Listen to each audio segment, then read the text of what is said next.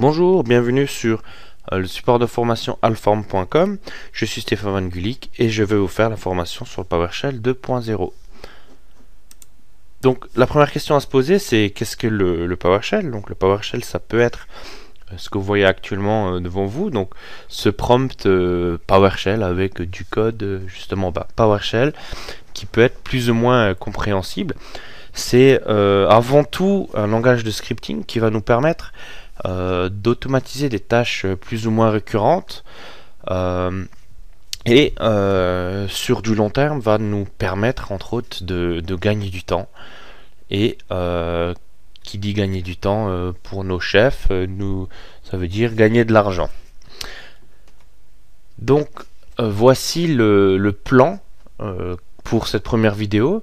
Donc je vais commencer par me présenter parce que nous allons passer quand même pas mal de temps ensemble et je pense que c'est bien que vous savez à qui vous avez affaire. Dans un second temps, je vous ferai part des prérequis de cette formation. Je vous donnerai quelques références qui sont pour moi les références absolues à avoir en PowerShell, donc sur un coin de son bureau et dans ses favoris internet. Et puis je vous présenterai le déroulement de cette formation, c'est-à-dire que le plan des différentes vidéos que vous aurez l'occasion de visionner. Donc voilà, donc moi je suis Stéphane Van Gulik, donc c'est moi à Rio là en fait sur la petite photo.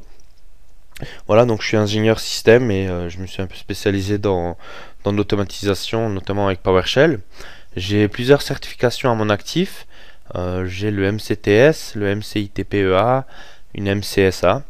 Je suis également l'administrateur et blogueur du blog PowerShellDistrict.com que je vous recommande vivement de suivre. Enfin, premièrement d'aller visiter, de suivre et puis de commenter. Et puis dessus vous trouverez plein de petites astuces sur PowerShell, mes problèmes rencontrés avec PowerShell, mes solutions trouvées, et puis des explications sur certaines difficultés sur PowerShell. Et puis pour ceux qui sont présents sur Twitter, vous pouvez me suivre sur @StéphaneVG. Donc les prérequis à cette formation, c'est premièrement il faut avoir des connaissances Windows.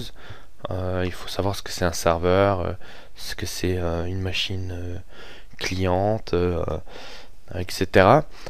Une expérience en scripting est un plus, mais c'est pas obligatoire.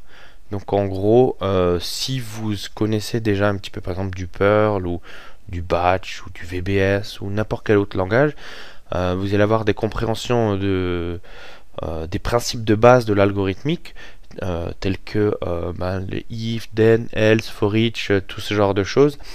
C'est des choses que vous comprenez déjà et en fait c'est juste la syntaxe du langage qu'il va falloir adapter et vous allez pouvoir gagner beaucoup de temps dans l'apprentissage du PowerShell. Il faut ensuite être motivé et enthousiaste parce que voilà, sans ça on n'y arrivera pas je pense. Mais en gros si vous avez des connaissances sur Windows plus ou moins, hein, vous êtes plutôt à l'aise, donc vous pouvez apprendre le PowerShell. Et puis concernant notre lab, c'est très simple, il faut simplement une machine sous Windows 7, hein, et puis éventuellement une seconde machine sous Windows 7 également pour le chapitre du remoting, donc pour l'utilisation du PowerShell à distance. Donc les quelques références que je vous recommande vivement sont sur cette page. Donc je vais commencer par le bas et je vais vous parler des deux livres qui sont là. Donc le premier c'est le Windows PowerShell guide de référence. C'est un livre qui a été écrit par Arnaud Petitjean et Robin Lemesle. Donc Arnaud Petitjean est un des seuls MVP PowerShell francophone, hein. Et non, je crois même qu'il est français d'ailleurs. Et donc il écrit et participe dans la communauté PowerShell en français. Donc ce livre que je vous présente ici est un livre qui est écrit en français. Donc c'est parfait pour les gens comme nous, les francophones, et pour l'initiation au PowerShell. Donc si vous voulez un livre en français pour commencer donc le PowerShell, je vous recommande celui-ci parce qu'il prend bien les notions de base du PowerShell depuis le début, et c'est écrit en français, donc ce sera peut-être plus simple pour ceux qui sont un peu réfractaires à l'anglais. Et puis il y a un second livre qui est le PowerShell in Action, qui est écrit par Bruce Payette. C'est un livre, ce livre c'est la Bible du PowerShell. C'est un bouquin qui doit faire à peu près 1000 pages, peut-être 1200 pages, je sais pas, il est énorme. Mais c'est vraiment la référence en PowerShell à mes yeux.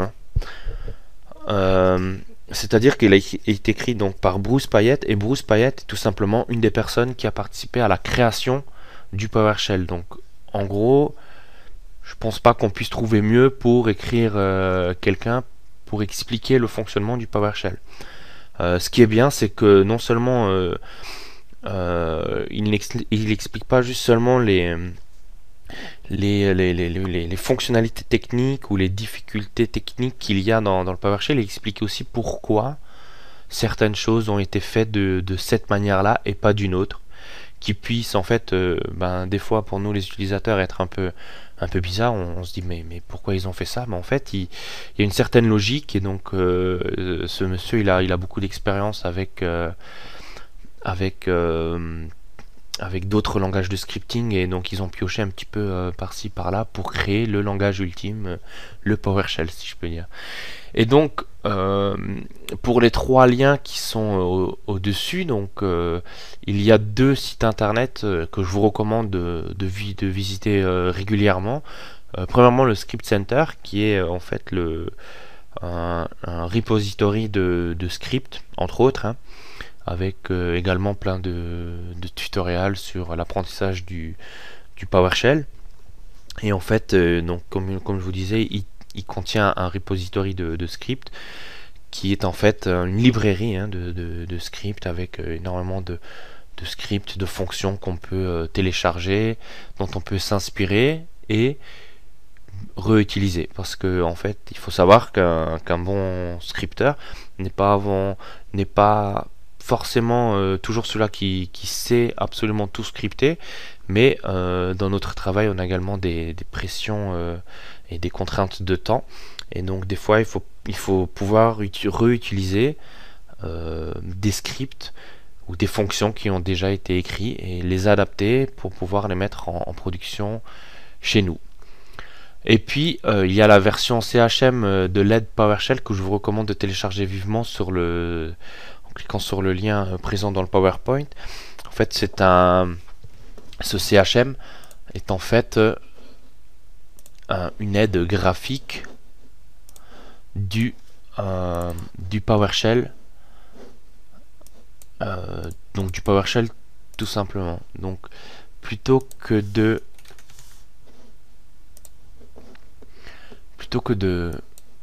rechercher l'aide dans ce prompt et de cette manière-là, via la commande getHelp, c'est possible d'avoir une vue graphique, et donc on n'est plus vraiment limité par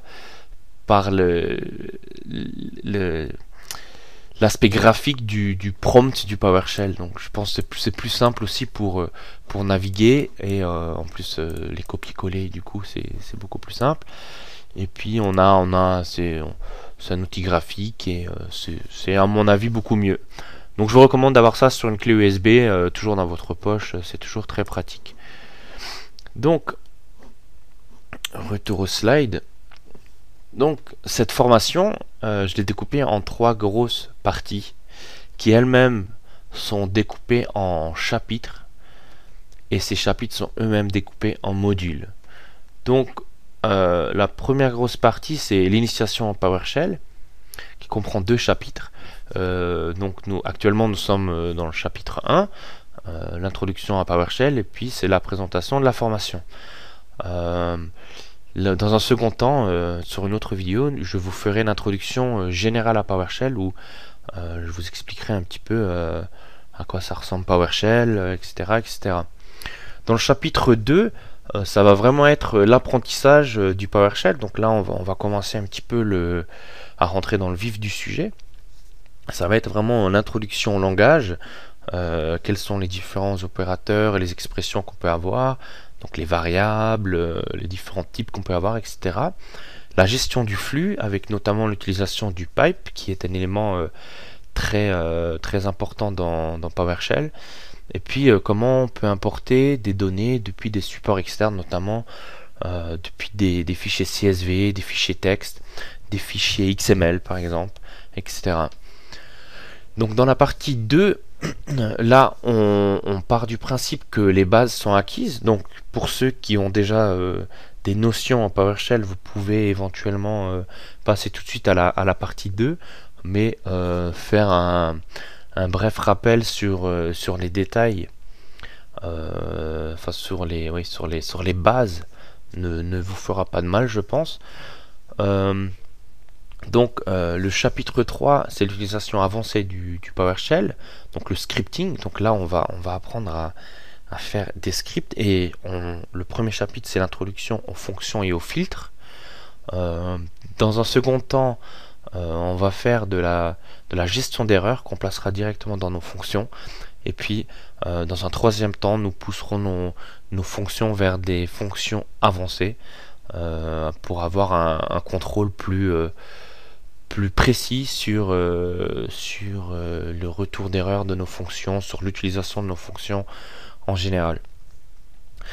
Tout ceci bien sûr est basé sur un scénario que je vous présenterai dans les prochains slides. Le chapitre 4, c'est la maîtrise de PowerShell en travaillant à grande échelle. Donc je vous ferai l'introduction ici des modules qui va permettre entre autres d'imaginer une base commune d'utilisation de fonctions au sein d'un service, au sein d'une entreprise.